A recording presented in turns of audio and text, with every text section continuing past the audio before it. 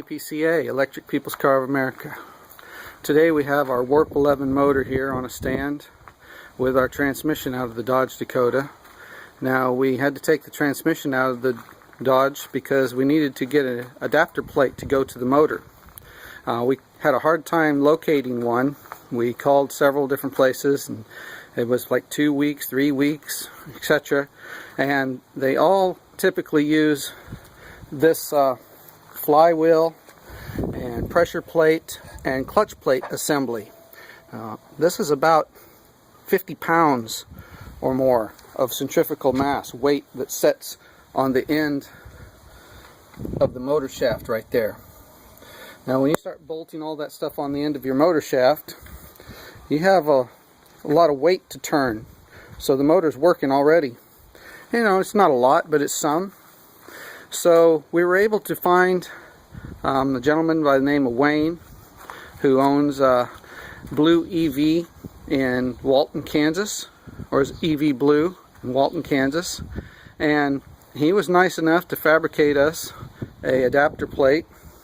And his system, basically you have this piece of aluminum here that fits right on the key shaft of the motor with some set screws, and then on the opposite side it has part of the clutch plate assembled to it, which gives you the ability to go to the spline on the transmission. So basically we got 5 pounds of weight on this adapter versus about 50 or 60 pounds of weight on the flywheel, pressure plate, and clutch assembly. Now I believe this will be more efficient. It's less weight, it's less centrifugal mass, so therefore it represents more efficiency as far as I can tell. So here we have our stock 5-speed transmission. We're going to bolt this stuff up together, and we're going to put some Loctite. We got 8 bolts here that bolt this plate to the motor. So we're going to put a little bit of Loctite on these bolts. We're going to bolt these down, and then after we do that, then we're going to put this adapter on this key shaft on the motor, and we're going to tighten our set screws down on that.